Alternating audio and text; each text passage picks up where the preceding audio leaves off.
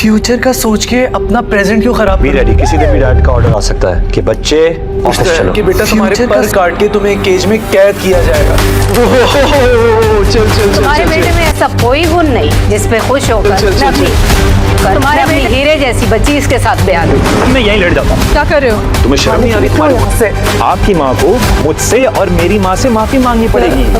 Continue नहीं कर सकती। पड़ेगी।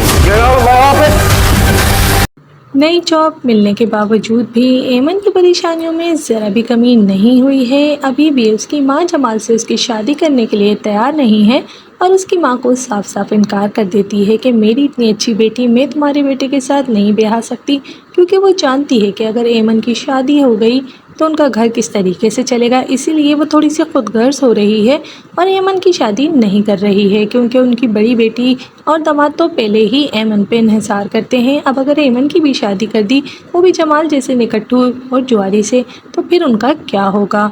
इसीलिए एमन अपनी जॉब को लेकर काफ़ी ज़्यादा परेशान है, क्योंकि नई जॉब में वैसे तो एमन मुतमईन थी, लेकिन राइम हक नवाज़ के भाई ने उसको काफ़ी ज़्यादा परेशान कर दिया है। आते ही उस पर बहुत ज़्यादा लट्टू हो गया है और उसके साथ कुछ ऐसा कर गया है कि जिसका एमन ने ख्वाब में भी नहीं सोचा था।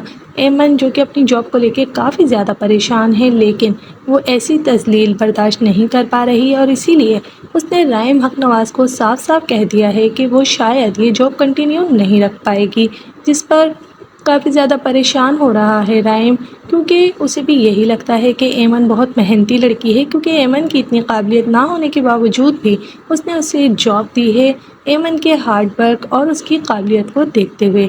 लेकिन अपने छोटे भाई की वजह से वो भी मजबूर हो गया है।